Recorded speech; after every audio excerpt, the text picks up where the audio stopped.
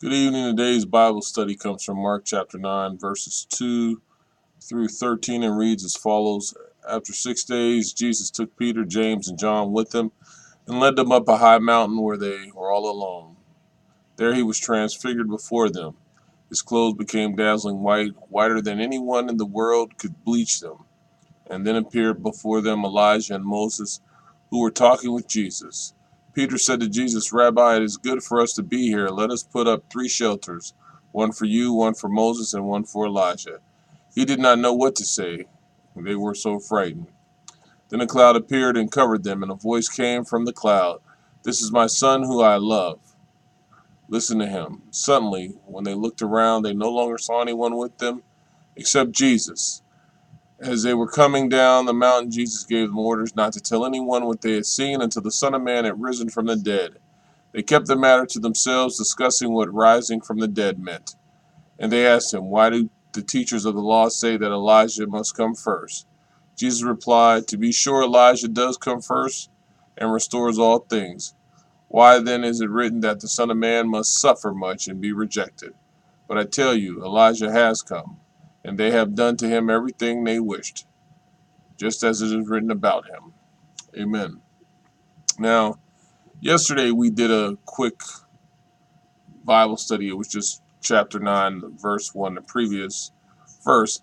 And this was telling of the kingdom to come and that it was coming with power. And this is when Jesus is transfigured or changed. And it tells you that he took 3 of his disciples with him. And not all the disciples had the same power, the same knowledge, the same things that they were afforded to do, but they all had faith and they all knew that their part fit into God's kingdom, as we all should know. We don't all have the same gift. We won't all have the same things revealed to us to do. Some of us will have other things to do. So Peter, James, and John, when they went up to the mountain with him, they were the witnesses. And they saw him transfigured before them. And it tells you that his clothes changed. They became dazzling white, and how white they were. And there appeared before them Elijah and Moses, who were talking with Jesus. Now, these were 2 great prophets prior to, but their time frames were different. They were not at the same time. And they were talking to Jesus. And I wouldn't say at all that they were teaching the Lord. I would say that they were sitting there happy and feeling blessed to be able to talk with him. I mean, they were his companions in this glory that he was going through, the change that he was going through. Elijah and Moses were there, and they were testifying to him. And then they were going to be taught by him. And they had a conversation. And these are saints that had already been lifted up. They were already glorified. Um, Moses and Elijah also lived in different times. But when you're dealing with the Lord, there is no time. You come together and God is one at all times. So, whatever time they came, Jesus had them there at the same time with him. And the disciples, they saw it and they saw what was going on, but it probably made them nervous, uncomfortable, scared, I guess you could call it. But uh, to see that and to know they were dead previously, like we would do, we would be afraid because our minds would be limited. It would take us to just they had a death. But Jesus was so much more. And man is limited. The Lord has never been limited. Matter of fact, we are the ones that try to limit the Lord. But he is not limited. All things can be done through Christ. So as they sat there watching him, they watched him talk. I'm sure they were worshiping him and thanking him. And then he goes, Peter said to Jesus, Rabbi, it is good for us to be here. Let us put up 3 shelters, One for you, one for Moses, and one for Elijah. But he really was saying that because he was uncomfortable. But this is the part that would have made me uncomfortable, because it says, then a cloud appeared and covered them, and a voice came from the cloud and said, this is my son. This is the Lord talking. This is my son, whom I love. This is a confirmation from God. This is my son. And not only is this a confirmation, but it's an expression of his feelings towards Jesus, to you and to I, whom I love. And what does he tell us to do? The Lord gives us an instruction, simple. Listen to him. All of these things have been about listening to him, following his ways, knowing his love and kindness and compassion. Listen to him. If he says don't do this, don't do it. If he says do this, do it. Suddenly, when they looked around, they no longer saw anyone with them except Jesus. Uh-oh. It happened. It was done. It was completed. And it was gone. The vision was no longer there. It disappeared. Now you see them. They're like, okay, that happened and it's gone. We're shocked. We saw it happen. This vision was here. So suddenly when they looked around, they no longer saw anyone with them except Jesus. In verse 9, as they were coming down the mountain, Jesus gave them orders not to tell anyone what they had seen until the Son of Man had risen from the dead. Now this would be kind of hard for you and me, because if we saw all this, we would be like, hold up, Lord, I just saw something amazing. I want to tell everybody what I saw. I want them to know who you are. But they were given a command. And besides him being now in a state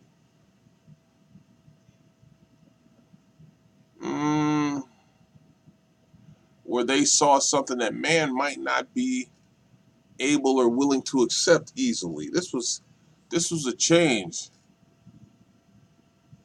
And then you'll see Christ talks to them again when he says, hold on, I gotta get back to that, where he tells them, get back to this. Jesus replied, to be sure. Oh, I'm sorry. First, they kept the matter to themselves, discussing what rising from the dead meant. And rising from the dead was after he defeated death. But he told them, don't say anything until after that. And they asked him, why do the teachers of the law say that Elijah must come first? And Jesus replied, to be sure, Elijah does come first and restores all things. See, Elijah had a job, and that was to make sure that Elijah came first to restore all things. And then they, while they're talking about this, Christ is telling them a key to the prophecy concerning Elias.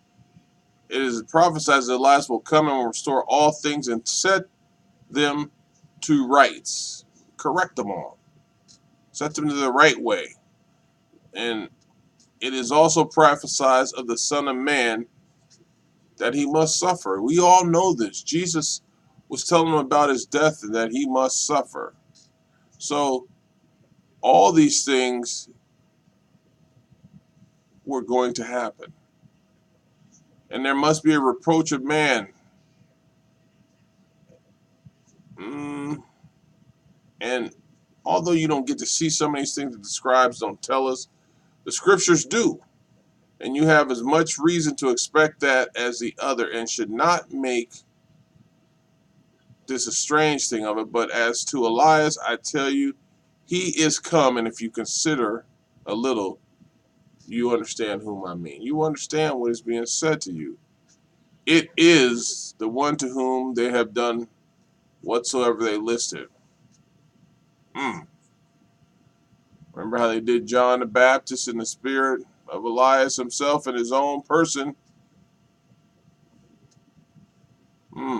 Wow.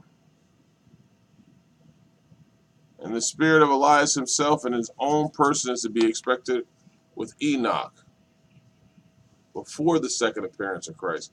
And you remember Enoch was a friend of God's. But you gotta read Malachi and look at the prophecy when he had in the appearance of Christ, and then there's a prophecy of Malachi with the accomplishment of John the Baptist.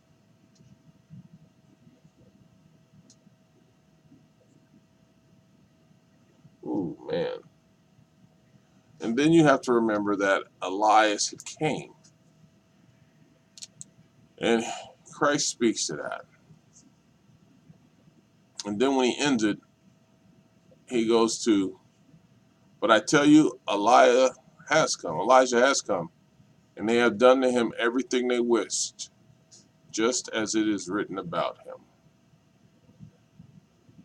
So he's telling you things happen, things are going to happen, and then things to come because he speaks of the kingdom.